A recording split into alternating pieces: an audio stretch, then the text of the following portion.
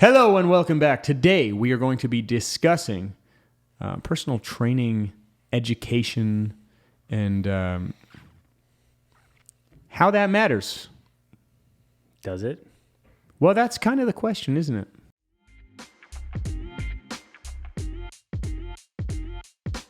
Welcome back to Fitness or Fiction, a podcast dedicated to cutting through the hype of the health and fitness industry. Every week, we dig into a new topic and help you wade through the real information to make solid decisions on your fitness journey. So, the first thing to discuss when it comes to educational standards is personal training is an unlicensed field in most places, other than Australia, basically. So when we start talking about it, we did an episode a long time ago about how to select a coach, right? Mm-hmm. When we start talking about what are some things I should look for with my coach and what are some things, red flags that I should stay away from, this ends up being a pertinent conversation. And one of the things that I can't help look at is, does your coach take the time to make sure that he or she have the right steps in place to make sure that you're both covered from a competency and an insurance standpoint. Mm-hmm. And we had to talk offline about this, just being like, well, just because somebody has a certification, does it mean that they are qualified? And I would say no. I would say that they're to a minimum standard of understanding. That's what I would say it means. But I've got a lot of people that they ask me, what's the difference between accreditation and certification? It's like, well, a certification would be like, I took this course and here's a certificate that I attended. Saying I absorbed said information. Well, yeah, that's an interesting topic in itself. How much did you actually absorb? Yeah, we'll get to that. Passing a test doesn't mean you've absorbed the information for sure. But outside of that, we start talking about, okay, certification means I was at this course for X, Y, or Z. Accreditation is a particular professional association saying that you have passed their requirements to say that you're qualified in X field. Mm-hmm. So when you ask your trainer or a trainer or anybody, what is your accreditation, there's a variety of answers that you could get, because not being a registered profession, there's a lot of different accreditations you can get. So, some of the common ones that you'll run into is ISSA. ISSA is the International Sports Sciences Association. Their particular program is very affordable for the trainer, very quick to go through, and it's an open book test at the end. So, that's really interesting for a client. You'd want to know, open book test to get that, hey? So what does that really mean? I hear people talk very negatively about the old 2-day course thing, and that's CanFit Pro. And listen, man, I've met some really good coaches and trainers that started with a CanFit Pro. Yeah. But they didn't just stay there. Yeah, they moved forward after. You started with CanFit, did you not? That was my first year. And what did that accomplish for you? It just kind of kickstarted my career after that. Then started taking more education, learning more, practicing in the field. Also just extremely passionate about it, though. It wasn't something where I was let's just try this for a go. Well, and I'd say that you're a good exemplar, because that course, I'm not saying that course is bad. People get really down on it. It's just a 2-day course. I could be a trainer. It's yeah, but you have to do your 2-day course and you have to do your actual evaluation. And it's the person evaluating is no good. Well, I've seen that in action. That person probably hasn't trained anybody in years. They're just following standards, but their job is to make sure that this person meets a minimum standard of understanding. Mm-hmm. So they can do that job effectively. You'll see the fitness mentors, they offer an accreditation now. NASM is one of the more notable ones. I actually just... NASM. Yeah. So I've done a whole bunch of these different ones, and one expires, I usually do a new one, and NASM was the last one that I did. Their program was actually pretty decent, but for me, I still just wish that there was more in it. Mm-hmm. There's so much that a person needs. They come out with NASM, they've got an idea of where to start, but I have a lot of people that have a lot of these accreditations that I mentor, because they come out of it and they're like, well, how do I put it together? And I'm like, yeah, that's the game. Well, even to that point, like you could go to university and get a kinesiology degree for 4 years and not know how to cue a squat properly or the muscles, the deadlifts working in the most optimal ways to perform it. Like you can be completely lost even though you have kinesiology. I've seen it. I absolutely hiring people straight out of Exhibit A. Just kidding. I don't have a kin. No, I did phys ed. Oh. But I've run into people that have master's degrees, but they weren't studying how to be a coach. They were studying cell biology and things like that. So it's like, oh, he's exercise phys, master's degree. It's like, that doesn't mean he's a good coach. And that's the first thing that I would say is that I'm not saying that any of these certificates are bad, but what I'm saying is they are a starting point. Like you can get into the National Council on Strength and Fitness, so NCSF, the NSCA, you have that one. That's the National Strength and Conditioning Association. Yeah. They offer a certificate that I'll probably get at one point, certified strength and conditioning specialist. Yeah. And you'd only get that one if you have a degree, so it has more height, more a little bit of more weight behind it. Weight behind it for sure, but there's. But even then, to that point, how many people have asked you what your education was? Well, this is where it gets to. We don't need to talk through all these certifications. At the end of the day, when people like approach me, if you were like, I've seen your business card back in the day, and it's like BCA, Ken A, B, A, C, D, like A, B, C, D, E, F, G, H, I, J, K. I never put it doesn't the alphabet mean on much there. though for No. It doesn't mean much for the average person. You can hand them a business card and they're like, whoa, this guy's got a lot of letters. Yeah. He must be good. That's how you can tell it's good. It has bits of real panther. Yeah. But yeah, this is the thing, right? Like I had a girl 2 years ago. She was a nurse actually, and she asked me what my accreditation was, and I told her. And then she said, well, what's your continuing ed like? And I explained the long list and explained what each one was and all that. And then she said, well, what are your, what did she call it? What are your accolades? And I was like, oh man, professional accolades. That's a thing in the healthcare industry. Yeah. Well, I've actually been named top 10 trainer in Canada by Impact Magazine twice. I received top trainer from IFH in 2008. I've actually accomplished national records in Olympic lifting and things like this. And I went through it with her, but it was almost off-putting, not because I didn't like the question, but because I'm very rarely asked that. Yeah. So do you think that people should be asking their trainers what their accreditation is? I'm torn on it just because, again, when we start looking through the accreditations, they all just look like different alphabets, and people don't even really understand what's the weight behind said alphabet. Like if I said I have an NSCA CPT like cert, and you have an NSCA CSCS cert, nobody really knows what that means unless you have to explain it to them. And then if you have to explain it to them, it kind of it's like a joke that you have to explain. It loses weight when you explain it, I think. Totally. Yeah. So I'm going to take the side of it that I actually think that it is valuable for somebody to ask what their personal trainer's accreditations and certifications are to deal with their specific scenario. And then outside of that, they should be asking what their experience is, having actually done it. So I've had a lot of people say, oh yeah, well, you just have a mobility issue and I learned this at this course. And it's like, okay, well, that's not, what you just said to them is not going to fix their problem.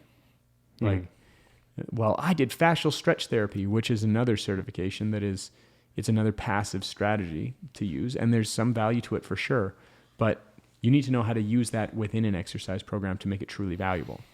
So when we start talking about these accreditations and certifications, I actually think that it is important for a client to ask their personal trainer what it is and whether it's currently active, because for them, they're limiting exposure for themselves. For instance, if they were to be injured and they had to take time off work and they actually needed to put through an insurance claim, they would need to ask their trainer, are you accredited and do you have insurance? And if they have insurance and aren't accredited, their insurance is void. Yeah. So all of a sudden you're in a bad spot as a client. Mm-hmm. So it exposes you to risk. And I really think that that the client should be doing some homework to be like, did I choose the right person? Yeah. It's just unusual because, again, like I've been in the industry for 12 years and rarely asked any of that. And even when I was in a manager position, like delegating clients to different trainers, they weren't so much concerned about what their education was, but more about just like personality and style and preferences and things like that. Like, well, you should go with Curtis because he's an Olympic weightlifter and that's what you want to do. And he's really good and he's super friendly and like very well spoken, assertive. Or you should go with this person because they're softer and blah, blah, blah, blah, blah. Like, that's what people are more concerned about is like, how well am I going to fit? Not necessarily how educated is this person. Yeah, well, and I think that education only carries so much because I would really, if I was hiring somebody, which I have a current coach, and I asked him, I was like, what are you currently working on right now? Like, I know you're certified through N1 and I know that you've got this and I know you've got that, but what are you working on right now? And his answer to that was really cool for me. He's like, well, I'm working through this next course, which is a progressive overload course. It's actually through N1 again, but here's what I'm working on and here's what I'm learning. And I was like, man, that's motivating just to hear somebody that's willing to move forward versus somebody that's like, well, I got my CanFit 15 years ago and I just do enough CEUs every 2 years to keep that. Yeah. It's like, man, there's a different level of engagement there. And I think it can be super important. Mm-hmm. Well, it's just the difference between people who are like truly passionate versus people just going through the motions. Yeah, well, and I think it's really important to see that because the thing that I don't like to see, so like, what are we really trying to avoid here? The thing that I hate to see is when somebody's like, oh, I hired a trainer once and they made me do this and I hated this and so yeah, I don't believe in training. It's like, like that is damaging. That takes a person's whole view on the amazing things that could be available to them and turns them away from it. And that to me is really upsetting. Mm-hmm. And I worry about that with a lot of the online stuff that I see now because there's a lot of people that are underqualified and underskilled saying a lot of things that are overhyped. Yeah. And that mix can be a really dangerous thing. Well, and that's the funny part of the industry. Like me and you both had manager experience where I've told people like I've seen some of the most highly educated trainers not do so well as a trainer because they're not very great at the hype or they're not great at the sales process. They're really great at all the book smarts, but when it came to like talking to people, like just going into the gym and just talking to strangers and offering guidance and help and support, they were like scared. Whereas you see somebody who maybe took a weekend course and they just got the quick course and they're certified and they're ready to rock, but they love people and they love talking to people. Even if they're going out there spouting some wrong answers, they became more successful in the industry just because charisma, personality, outgoingness, passion, attitude. Like I've had a lot of people come in that they're like, well, I have this. And so they feel like they've arrived. It's like, well, in fitness, you've never arrived, man. There's always going to be somebody that knows more about that. Yeah. So, and go practice it and see how it works for people if you're going the right steps. Like you got to get in there and practice and prove what works and get rid of the stuff that really doesn't. Because I've heard a lot of stuff that people say, and I'm like, nah, it's not. I've tried that. I've seen that. No, that's not the way. But I've hired a PhD person before. I've hired masters. I've hired all sorts of different people with different credentials. And the ones that come out, I hired one particular that had a degree, and he felt like because he had a degree that he knew everything, and nobody could teach him anything. I was like, man, you can't fill a cup that's already full. So that the next person that hires him has a person that they have such assuredness behind them already in their belief that they're not going to learn anything new or be open to taking on any feedback, which is going to be a tough experience as a client. Mm-hmm. So like the entitlement thing for a trainer, like, well, I've done all of this, so I'm all of that in a bag of potato chips. It's like, no, that's a problem too. It's shoe on the other foot, right? Yeah. And the internet adds a weird mix to this as well, because again, you have the fitness influencers, like the TikToks, the Instagrams and stuff like that. Like their business can blow up just due to exposure or how they were able to train themselves. So maybe they're terrible at programming, terrible at like client relations, like talking to you and touching base with you and seeing how things are going, helping you problem solve. But they're great at training themselves, so they can look phenomenal and just pump out a BS program, and who even knows what their accreditations or certifications are. Well, and just because they look good, A, doesn't mean they know anything, and B, you don't know why they look so good, right? And sometimes they're doing things that you would not want to do to look that good, right? And we can get into that talk in a big way, but I don't think it's super positive. You're talking about the sauce? We're talking about the sauce. Not A1, though. Mm. Yeah. Not steak sauce. Yeah, no. So, anyways, our conversation previously about how to hire a coach, I think, is one that bears mentioning, but that's definitely like the primary bulk of this conversation, because this is a piece. Yeah, this is just a piece of it, but that accreditation, I think in a lot of ways, it does make sense to see, what's my trainer's level of engagement with the actual craft. You know what I think part of the issue is too, in my experience when I've done client consultations and things like that, the client in my experience, not talking about everyone, the client normally is coming in so nervous or anxious to be in a new environment that's unusual, and they have, like you've seen it as well, and they go into the consult room with the trainer, and the trainer is the doctor now. Like, I'm Dr. Fitness. I'm going to give you the answers. So I never found that like many clients when they were performed in consults wanted to ask questions because they felt like it was, Curtis, what's your lifestyle like? What's your diet like? What's this like? Oh yeah, I'm Dr. Fitness. I'm asking the questions here, and like, I don't think people actually had the confidence to outrightly be like, how smart are you, or what's your certification, anything like that. Well, and that's why I think this conversation is valuable, because I think that the consumer has a duty of care to themselves only. But that duty of care is to make sure that they're getting involved in the right thing and spending their money in a good way. And at the end of the day, the choices the consumer makes is what's going to drive the behaviors. So the whole Fitfluencer thing, that persists because people follow them and people buy from them. Mm. And for the ones that are actually having a really good impact on people, good. But would you say that's all of them? Definitely not. I think a lot of them, it's mostly just hype, and I haven't seen really great outcomes. And it's just like, well, look what I ate today. You should eat this too. It's like, well, inappropriate. You don't know where this person's at. You probably shouldn't say that. But at the end of the day, for the consumer to educate themselves and pay attention to what they're getting involved in and really take control of, I'm going to spend money, I want to know X, Y, and Z. That, in my view, is how you can move the industry forward.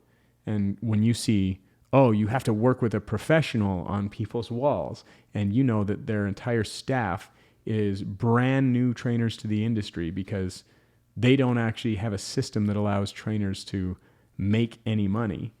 All of a sudden you're dealing with a system where the trainer isn't treated well, so the trainer can't stay, so the client gets handed off back and forth. And that sort of churn and burn is really damaging, I think. Mm-hmm. So, fitness or fiction? PTA accreditation, I think, is fitness. I don't think that it's where it could be and where it will go, but especially when you go with somebody like ACE or NASM or NSCA, you can at least know that people have reached some sort of level of competence that they can actually understand some of the systems involved. They're trying to be a professional and do the work behind the scenes, not just be a hype man who kind of sneaks in. And you're taken care of should you run into an issue. Yeah, if some guy you met at the gym who's on the gym floor is like, yeah, slip me $50 every workout and I'll work out with you, and then you get injured and they just disappear. Probably doesn't happen all that often, but I bet you it's happened once or twice. A lot of my clients have worked with somebody before that left them out to dry. Yeah. So it's one of those things. It does happen. But if you've made it this far, glad you came with us. If you have any questions, comments, queries, please drop them and give us a follow, and we would love to engage with you. Queries, indeed. Thanks for joining us this week. We appreciate your support. If you enjoyed this episode, we'd love it if you would subscribe, follow, and throw us a like on YouTube, Spotify, or Apple Podcasts.